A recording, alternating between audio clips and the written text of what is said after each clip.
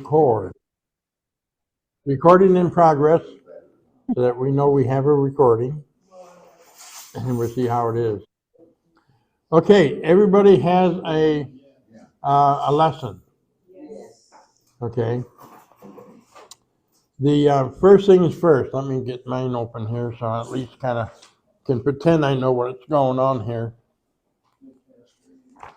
So the first thing is dealing with the book itself and what we're using. The first things first is what we're using is a textbook here. Come on, there we go. The book on the left, you see on your screen, is Daniel, Wisdom to the Wise. That's written by Ranko Stevanovich's brother. Ranko did the one on Revelation, and I don't know how to pronounce his brother's first name. Zrako or something like that. Yeah, it's the best I can do. But anyways, as you see on the screen there, this is the commentary. You don't need the commentary to do the class. I'm providing enough materials that you can have it, but if you want more in-depth stuff, see if you can't pick it up. You can go online to Amazon, maybe get a used copy at a decent price. Or you can order it from your ABC. There's several places. I've seen it at Thrift Books. So I bought mine like right when it came out back in '07.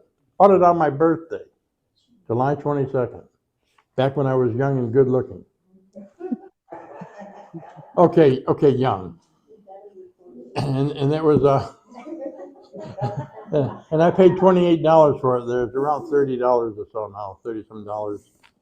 But that's we're not going to be confined to that commentary. That's the general outline that we're using. I'm putting other stuff in too. I got to put a little bit of Karl in there. So I give you some bibliography, a little bit of a bibliography of some important books. I show 3 of the books on the screen. And I'll show you Bill Shea's book right here, Daniel, A Reader's Guide. Bill Shea, he's gone now, was quite a theologian. He loved to work on the Ark project, looking for Noah's Ark. He would get involved in that a lot. But he was quite the scholar on the book of Daniel.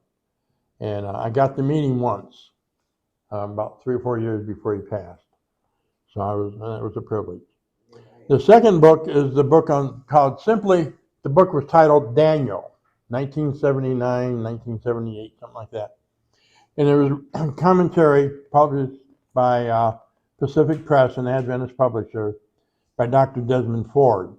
Now, if anybody knows about Adventist history, you know that Ford kind of had a run-in on the sanctuary doctrine with the church in 1980, and so he's supposed to be the big boogeyman. But I love Desmond Ford, and he has really helped bring this church along in its understanding of these things. In fact, today, 45 years later, we're smelling distance to 50. The church is actually closer to Desmond Ford in understanding from what they were all in a fire about in 1980. So his wife put this book back in print, and that's the one you see. So if you go on Amazon, you'll see that one. And the original copy is just called Daniel and had an embossed head of the lion on the front. This still has the head of the lion, but she called it Deliverance, commentary on the book of Daniel. And so it's still available out there, and I recommend, highly recommend you pick that up. So, okay, it really, the Deliverance from Des Ford. Bill Shea too. I mean, I'm going to show you a list of books that are good, and you don't have to run around and pick them all up at one time. You can only read so much. My wife has a picture at home of a cartoon where the guy is laying in bed covered by a stack of books. And they fell off the table, books he was going to read, and it killed him. And she's on the phone with him and says, I don't know, they just... So that's my end. And I told everybody when I go, we're going to have a big book sale in the front yard. So that's a good time to come over and get some. So these books, these are the books that I'm showing you here.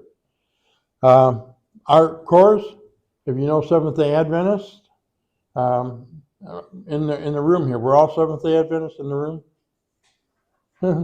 Sometimes I have to. I'll behave. No, you won't. But all I'm saying is, with Ellen White, I believe God used Ellen White. And I can tell you where specifically and how. But we are to be and study Scripture through the Bible and the Bible alone. That is our creed. It is the sole bond of our union.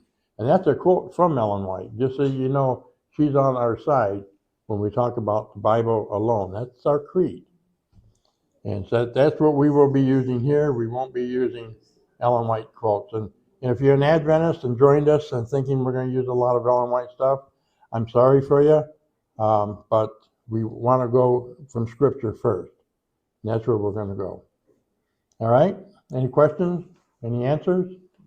Just checking.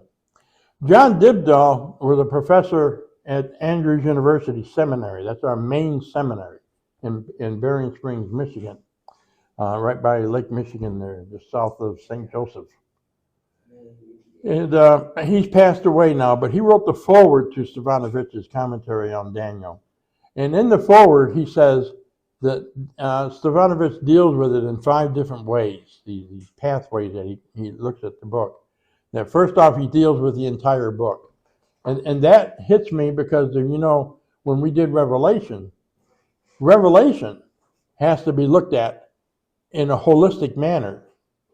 If you go to Adventist evangelistic meetings and they'll speak on, parts of this book and part of this part of that Revelation, they don't really hang everything together, and you don't see how the parts really fit. And it makes it more confusing, I think, without seeing it in the whole. Because you can't study one part of the book of Revelation in isolation to the rest of the book. And that's why it's so hard for people when they get into it, because they don't know enough of the book yet. And the more you become familiar with Revelation, the more you start seeing how the pieces hook together. And when you start talking about one thing, your mind is going back to other parts in the book and tying them all together. And so that's important there. Daniel's not quite that way, but there is a running theme. In fact, it's a running theme in 2 parts, micro and macro, the present reality and then the futuristic outlook. They're all the same, and the bottom line shows that God is in control. Them being sent to Babylon was not an accident, but it has to do with covenant, and we'll talk about that. So anyway, John says, first off, Stevanovich deals with the entire book, and he's trying to show us a holistic picture. 2, he provides his own unique translation. And most of the professors who write commentaries, like Ranko, like John Pauline, etc., they'll do their own commentary on the book they're doing their own translation of the book they're doing their commentary on. And he does the same. He has detailed textual notes on how he deals with what's called exegesis, word studies and things of that nature. So he deals into the bits and pieces of the text, and we'll talk about word usage, where it's important, where it has an impact or meaning on what the text is saying. And then he grapples with the meanings of the various sections in the book. What do they mean? And that would be a line that would be called biblical theology. Otherwise, what was the theology of the book? What did it mean there? Because then you ask the last question, which is systematic theology, which is number 5, his application of Daniel to the present world. Systematic theology asks the question, what does it mean to me? And so, but a lot of people want to start there. They start reading Daniel or Revelation or something, and they want to answer the question of what it means to them. And you're never going to answer that question until you find out what it meant to the writer and what it meant to his audience he wrote to. And when you understand that, you can begin to ask the questions of what does that mean to me all these centuries later. And so that's the process, and that we'll take through Daniel as we study it in bits and pieces in the context of his time to what God is saying to us today. The books of the Bible were not written for one particular time period. They were written across time, though it is quite amazing that sometimes as the writers of the book in the Bible, they would write things not being aware fully of what they were writing for in the future. You know, because just because they're a prophet didn't mean they knew everything. We sometimes attribute that to a prophet. Oh, if you're a prophet, you're going to know that. No, they're not psychics, they're prophets. It's only the psychic you say, you should have known that. So anyways, so that's kind of like the thickness of the book there. And in the beginning of the book, he talks about these 6 in-depth books on Daniel that had been provided by the church. Now, Adventism organized, we took the name in 1860, October 1st. And we organized with the General Conference and everything by May of 63. But if you notice here, the oldest date that you have on here is 1944. And really that book, Daniel and Revelation, were written back in the 60s, 1860s. It's just they come together by 1888, come together in one book. It was being sold by the colporteurs. That was done by a guy named King. It's the king who couldn't preach, George King. And he couldn't preach, but he could sell books. And so he went to the reviewer and he says, hey, take these 2 books, put them together with nice cover and everything, and we'll go sell them as a subscription rate. So that's how it all come together. 1944 edition is what you want. Why? Because Uriah Smith was an Arian, or at least at best a semi-Arian. Leave me alone. So anyways, what that means is this. He believed that there was a time in past history, however far back you want to go, a time when Jesus was not. Otherwise, he's not eternal. Now, Uriah Smith was the closest to the Arianism of Jesus being an actually created being. But most of semi-Arianism, like James White and most of the leaders in the church, that Jesus was, that he came from the Father, same stuff, and that he was divine. But, they were still short of actually proclaiming him part of the God. They weren't teaching the full Godhead, we call the Trinity. So that took a while. That started to come in. I think the first time it was really published in print in our list of beliefs was about 1932 in the SDA yearbook. Yeah. Didn't they read John? Well, yeah, they read John. They read John. You might want to ask them about it. You might want to ask them. But the Jehovah's Witnesses read John 1 too. And what they did, they just changed a couple words. That's all. So they took care of that. So Uriah Smith, now he did Daniel and Revelation. He's got some good stuff. I don't want to throw him under the bus because we stand on his shoulders. We're more advanced in some of our understanding and stuff. For instance, I'll give you one picture here. In the book of Revelation, in the 7 last plagues, the bowl plagues, Revelation 16. It looks like it's capricious. That God is simply, these are the plagues being poured out on the wicked, simply as punishment. As if God was mad at them because they didn't pick him. And that idea ran through Adventism, all of our preachers and everything, including Uriah Smith. In fact, you go to Uriah Smith's chapter on Revelation 16, you take away the quotes, you take away the Bible text, and you boil it down to what he's talking about. He has 2 major points he's making. That the 7 last plagues take place after their close of probation, and that they're punishments to the people, retributive. That's Revelation 16. Right? Revelation 16, 7 bowl plagues. And, I had some problems with that. And as I began my in-depth study on Revelation, say January 13, 2013, I've been studying it for 50 years, but I did a real in-depth study beginning then. And I was worried about 16. I mean, as I'm going along and finding new things, I said, what's going to happen when I get to 16? Is this going to fall apart? Because what I see in the front part and what's been taught about 16 on this part didn't go together. They showed something completely contrary to the picture of God, who he was, and what's going on in the book of Revelation. But as I got there, and just as I began to open up in the 16, God gave me a little shafts of light. I'm not a prophet, but through my study, he opened my heart up to some things, and I finally began to understand what was going on. And it's not that, how we normally have taught it. It's, I've read Revelation, and it seems like it's the end of times. Oh yeah. It just paints like a scary picture. Right. And destruction. Right. Comes with it. And that's what I tried to tell people with Revelation. It's not about dragons and beasts and things falling out of the sky. That's the backstory. But it's a book about Jesus Christ. It is a time when Jesus says to Satan, who will let him have this world for all these centuries, God is coming into the world and saying, now it's time I take it back.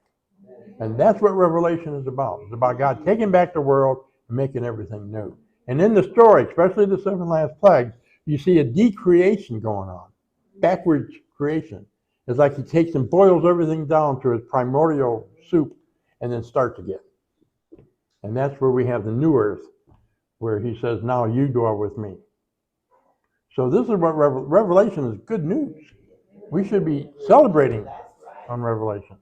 And all the tribulation, the bad things happening there that the saints have to go through, that's Satan fighting God back because he don't want to give up. But we see the same kind of pictures running in Daniel because these two books really feather in together. People say the proper way to teach it is to start with Daniel and go to Revelation. I went Revelation and now picking up Daniel, bringing it in. But either way, it's going to work. And I love the story of Revelation. It's so open there. And so that's why I like Revelation.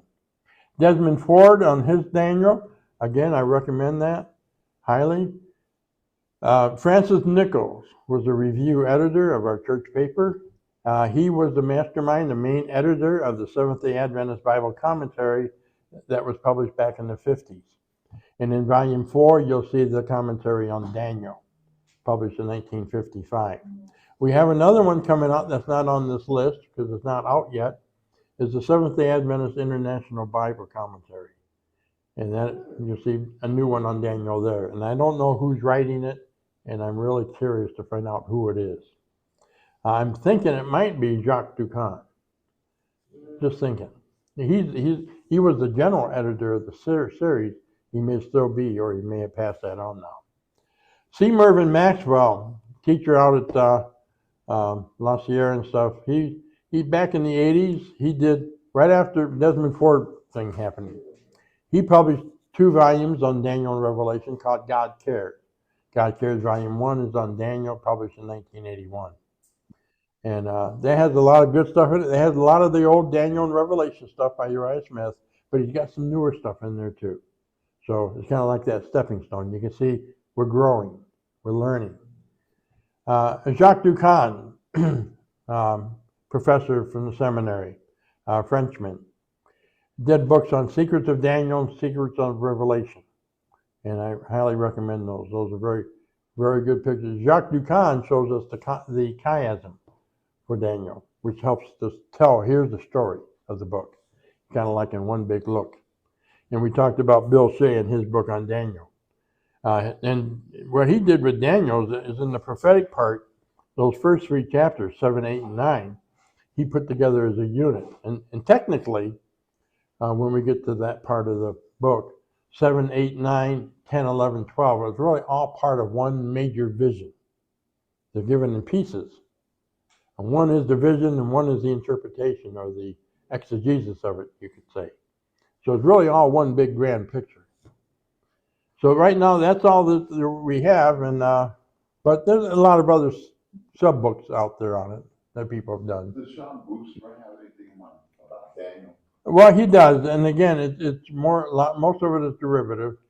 And I'll tell you, for our preachers, our evangelists that we have out there, Sean Brewster was the lead speaker for It Is Written. He left that for a while and went over to Voice of Prophecy afterwards. And he just now retired from that and went back to the Review and Herald offices to work on the work over there as an editor. And if you know me, I'm not real big on the evangelists. I like the professors. You know, they got the stuff. They may not be pretty speakers, but they got the goods, and so that impresses me. But there are some of the evangelists that I have high regard for. Sean Boonstra is one. Another one was Ron Halverson. He's been gone for a few years, but he was my buddy. He was the big guy, Golden Glove boxer back in the day. You know, before he got converted. And yeah, I like Ron. Last time I saw him, I couldn't see him because I had cataract so bad. I'm taking the mail back into the ABC. And he's down the parking lot talking to the president of the conference and other people. And I heard Tony's voice, the conference president, but I didn't hear Ron's. And I'm carrying the mail in, and then I heard big booming voice. Well, don't say hello, he said. I knew exactly who it was. I couldn't see him, but I could hear him. And I put the mail down and went and seen him there. So there are some evangelicals, just some of the evangelists that we have out there that I have a high regard for. But I'm usually attracted to the professors. That's where I'm at. So, okay, and here is the next, you see there on page, is it page 5? I'm talking about the Tanakh, yeah. Our Old Testament is the Jewish Bible. The material is the same that's in there. There's no different material. They've organized it differently, but it's all the same material we have in our 39 books. Okay? And Tanakh is an acrostic, T and K. That's what you have. T is for Torah. We usually say Torah means law, but really a better translation is instruction.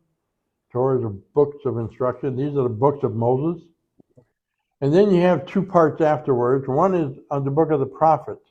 A prophet is a Nebi or a Nevi. And so plural for prophet would be the Nevi'im.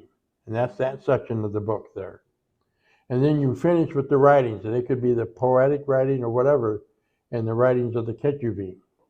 So those 3 things, you see Torah, T, Nevi'im, N, Ketuvim, K, or the hard sound. And so T and K, you got what you need for Tanakh. And that's what they refer to it as. So you'll see how the Bible's there. You'll notice on the chart on your pages I sent you, Daniel's in the 3rd part, the writings. He's not in the prophets. Surprised? Yeah. And the reason why is because Daniel comes later than the prophets. And what you have is Torah and the promises of God, bringing them into the promised land of Canaan, etc. And now you have the history books and other prophets there immediately that is showing the results of them living out the promises of the covenant in the promised land. Daniel comes later, so therefore it's in the writing section. It's not in that first section. So the Jews don't. They don't read the book of Daniel. Oh no, they read it. It's there. It's an important book, but it's in the writing section. That's all. And so that's why it's not in the prophet. It comes later than all the other prophets. Do they still have that curse for chapter 9? No. Actually, the some of that is more anecdotal than real history. And we got some, and these are some of the evangelists that are in a much lower level. That yeah. So yeah, you want to be careful with that. Some of that stuff is not rock solid. So, okay, and here I show you the list of kings. We have the list printed later in chapter 5 of Daniel, and I took one of them, and I forgot to correct the date. I'll update it in my next edition. So, and I'll send them out to you guys so you have them. I apologize. I am Mr. Typo. I like to give a lot of typos. Yeah. Add them up. So, anyways, so you see, it was really a short-lived kingdom, 626 to 539. I mean, that's not a long time. But that's the Neo-Babylonian Empire, the rise of Babylon. So that's what we've got there. And you see it in the book, we see here in the book too, various styles of writing, various kinds of literature, stories, dream vision chapters, which are apocalyptic. The interpretation of a dream, that's called an audition. Parts of the text that we say, well, this is the audition center, audition audio. That's where you would speak and maybe give an interpretation or something. Parts are where they describe what's going on, not necessarily in symbols. It's called an ekphras. And that might be in part of that interpretation part. So you have the apocalyptic chapters like 7 and 8, and the audition where they're just talking. All of chapter 10 is audition. All of the first half of the book is audition, except for chapter 2. So, and they use riddle and cryptic writing. You find in there prayers. You find that long prayer in Daniel chapter 9, where he come to give Daniel an answer. That's going to be interesting when we get there. You have praises in there, hymns of praise, royal edicts royal proclamations, chapter 4. That's where we find the testing of Nebuchadnezzar. He wasn't just testing his people, he was even testing the pagan kings. Because after all, he is the God of the world, not just of the Jews. So, and you see a list of things that are listed. You see a dialogue, talking back and forth. There'll be an oath, chapter 12, verse 7, very prominent oath. So these are, they're broke down in the different literary types, the book of Daniel. Pretty awesome. And we'll talk more about when it was written and stuff like that and foundational structures, which will be next week. And then what's interesting here is the book is written in 2 languages. It's written in Aramaic and Hebrew. The first chapter and the first few verses of the next are all in Hebrew. And then it breaks down and is all in Aramaic. All the way through chapter 7, which is part of the second half of the book, the prophecies. And then it backs up to Hebrew. Hebrew is all the way into chapter 12. So why is this? And there's some speculation on why this is. One is this isn't an accident. This isn't something that crept in later. It wasn't like the book was all written in Hebrew and what copies we found was Hebrew and Aramaic. We have enough copies, we have that is spaced apart enough in time to tell us that that was the original way the book was written, in Aramaic and Hebrew. And so why? What's the question? Well, Hebrew is a language that's related to Aramaic. And in the area of Babylon, the Akkadian language, that of the Chaldean people, was a form of Aramaic. And our people learned it in exile. Israel, the Jews. So they brought Aramaic back to Judah. So now they're talking in Aramaic. And so by the time Jesus comes into the picture, they've used that language enough that they have a different dialect than what Babylon has. They kind of change, But why Hebrew and Aramaic? You look at the chapters that are done in Aramaic, and I think Daniel did that on purpose because he was writing this stuff and not just making it available to his people, the Jews, but he wanted the Babylonians to be able to read it too. It was a message to them. And that's, again, we don't know for sure, 100%. We can't say that for sure, but it seems to be the contention. Nebuchadnezzar spoke Aramaic. Oh, yeah, that was the language of Babylon. He wrote like chapter 4. Yeah, he sure did. Yeah, chapter 4 is his chapter. You believe that? God put a chapter written by a pagan king in the Bible. Yeah. There's only one section that Daniel wrote. There's one few verses. So in that era, they were bilingual?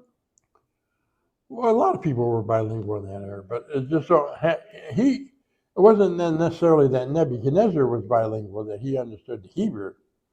but they understood, especially the royals and whatnot. They understood enough of the Aramaic. They could get along with that just fine. So, the time of Jesus, many people believe that Jesus and the people spoke Hebrew when generally the main language was Aramaic. Hebrew was largely spoke by the scholars, the priests, and the teachers, the scribes, and stuff like that.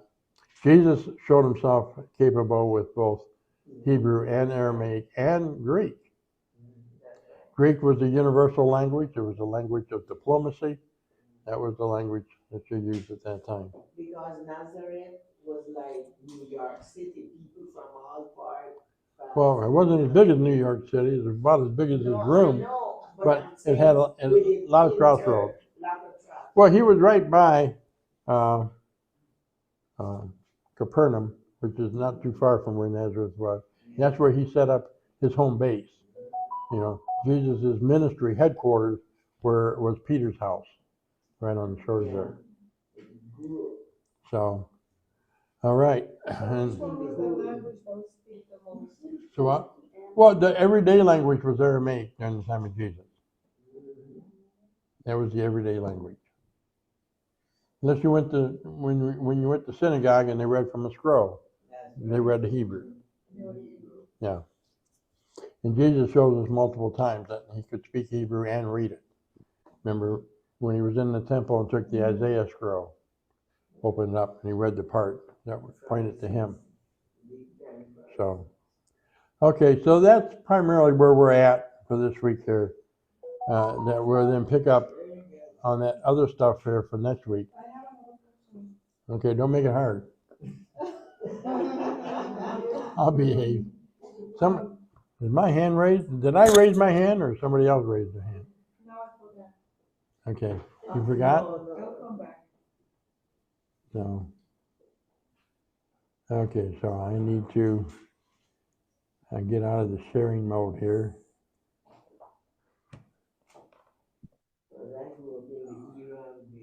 Stop sharing. Oh, I got it. Okay, So the Aramaic language, is that spoken today? Aramaic? Oh, yeah. Yeah, it's still spoken. You'll see it. Anybody seen the Mel Gibson's The Christ, The Passion of Christ? They're doing a Aramaic in that, and it's a Northern Galilean Aramaic. They refer to Jesus as Yeshu, not Yeshua, Yeshu. And in the Levant, different parts of Israel, they would say the name different. Yeshua comes from the word Yehoshua, Joshua, and Yeshua is the kind of like the contraction of that. And they say, some say Yeshua, they say almost the A sound, but that's from the letter Ayin, which is the second glottal stop, which has no sound, more of a breath. And that's why some areas say Yeshu. They don't have the at the end of it.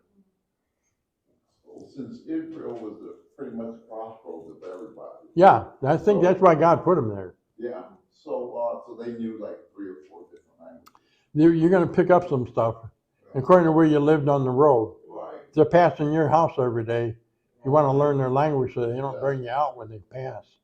So, yeah, exactly. Yeah, exactly. Well, keep in mind, Paul, he went into Asia Minor with the ministry. I mean, he knew enough of Hebrew. He was a Pharisee of Pharisees. He knew Aramaic to be able to talk the regular language of the country, but he also knew Greek because where he was, Paul of Tarsus, he was up in the old Hittite area right around the corner, and that's so yeah, he spoke Greek. So, and if you spoke those 3 there, you pretty much had yourself covered. And so, but even Philip, not Philip the apostle, but Philip the deacon, got transported by God to teach the Ethiopian. Now he's going down. I don't know if he was speaking Aramaic because he went to Jerusalem for the temple and everything for the feast day. So maybe he's reading the Bible. He's got a scroll, Isaiah scroll. And so I'm thinking he's talking to Philip in Hebrew, maybe, because the Ethiopian language is different. So I always liked it when people talked about how people were having the white man's God pressed on them, especially with the black population. And I said, wait a minute, one of the first converts you read about, the black man, the Ethiopian. The church was in North Africa before it was in Asia Minor. So I know. So, anyways, where I'm at now is question and answer. You can ask me any question, I might answer it.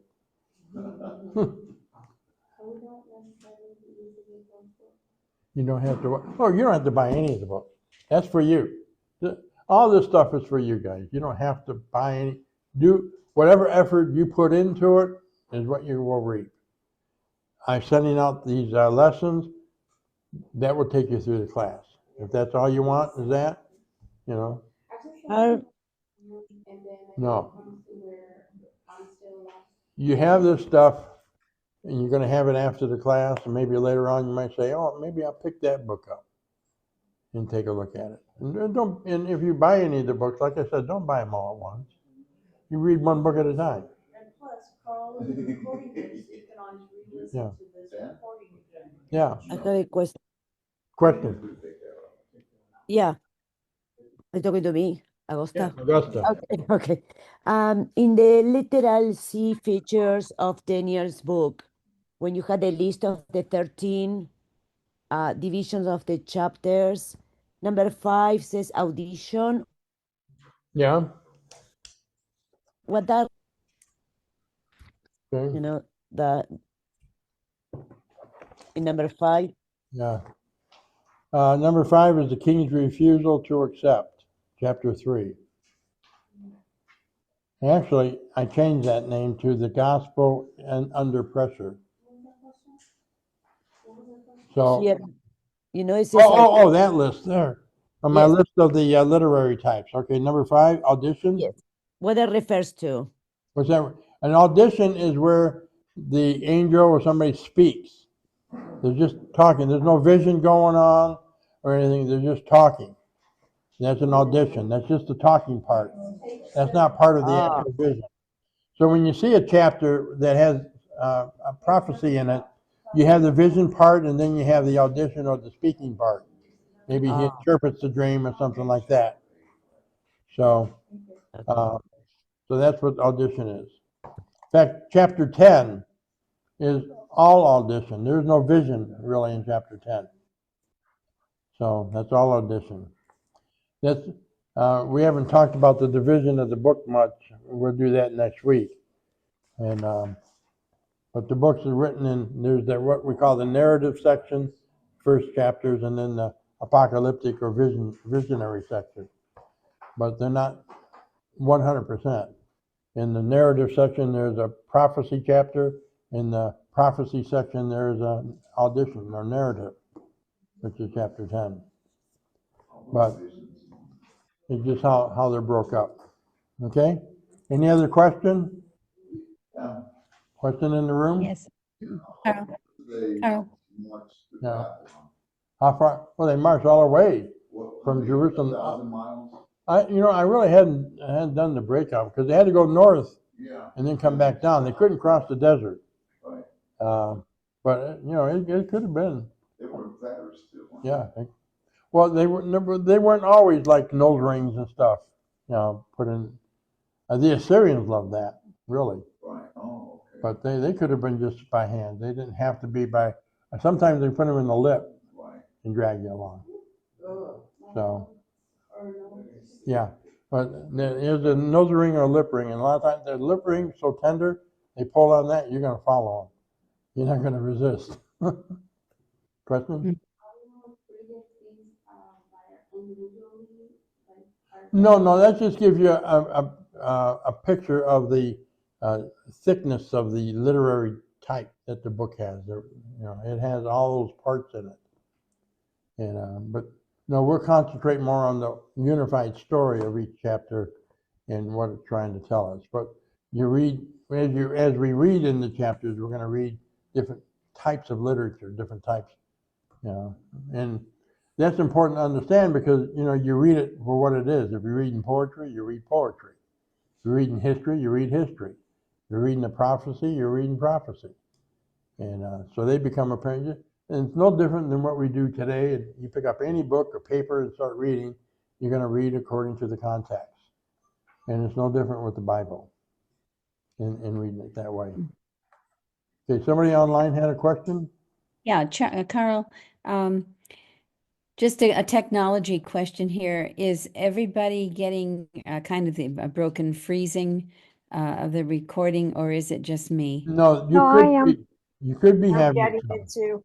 Me too. And that's because I have such a bad connection. Okay. That's Okay. why. So it's not your fault, and I apologize. We just played all kinds of havoc getting on tonight. I was on the phone with the pastor for about 20 minutes trying to find a place to sign into. So yeah, I apologize. Also, what helps too is if everybody turns off the video. If you turn off your video, it might help it too from not freezing. I learned that at work with our Oh, teams. that's true. If Because once if everybody people has, know- Oh, put your Okay. speakers off, yeah. But we're technically at the end anyway, so Yeah. we'll see how that goes when I make the video. All right. Okay, any other questions on the setup on Daniel? Has anybody here really done a study on Daniel in the past? You've been through the book? I've read Never Ducan's. had? No, Augusta? I've read Ducan and Okay. Shane's books. All right, very good, very good. Ducan and Shea. I read your material. Yeah, I did a bunch of stuff. I've done a bunch of work on the second part of the book, and I shared it with my niece Judy here.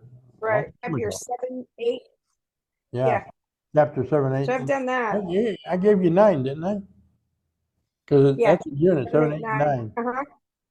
So, and but I didn't go into 10 or 11. 11 is a very interesting chapter, and I resisted preaching on chapter 11 of Daniel for 20 years because everybody has their own idea about chapter 11, and I can speculate as well as the next guy. I can make it up too.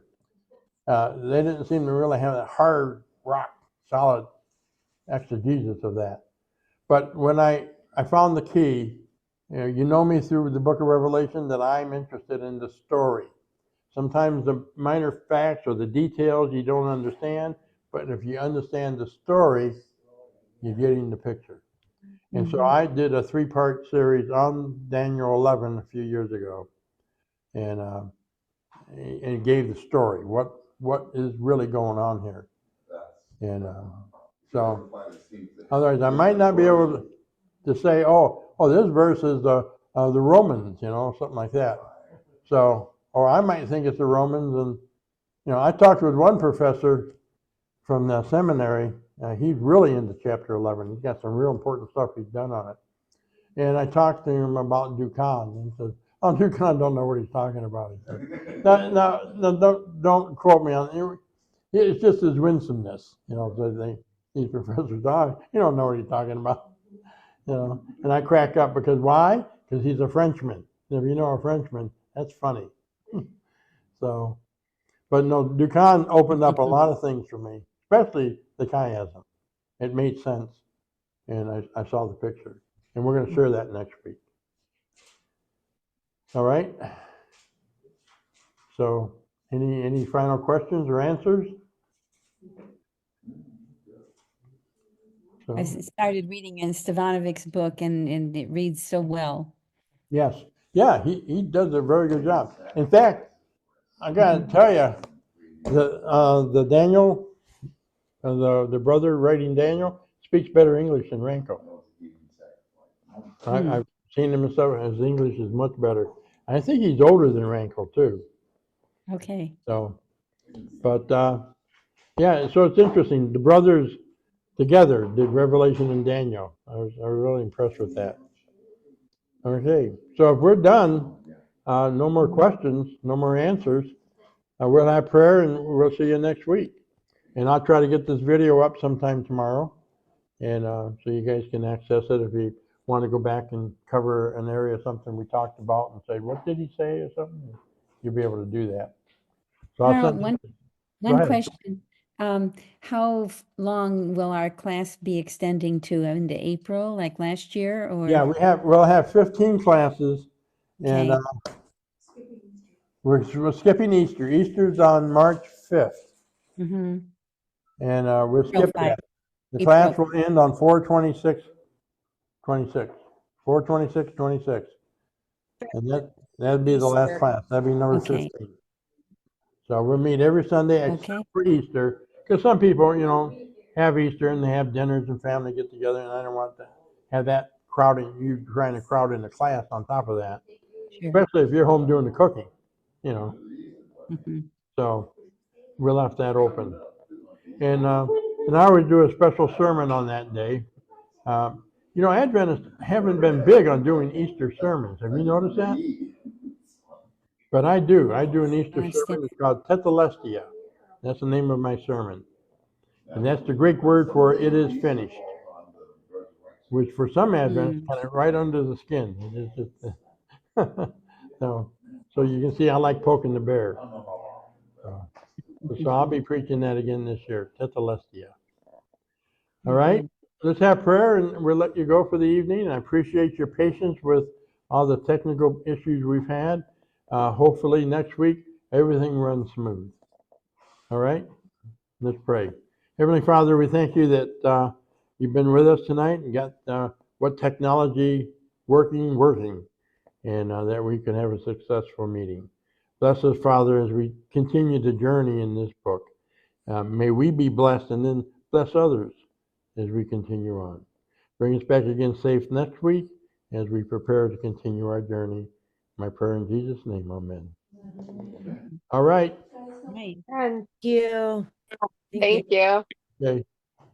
Okay, goodbye. I'm going to go ahead and end the recording. Ready?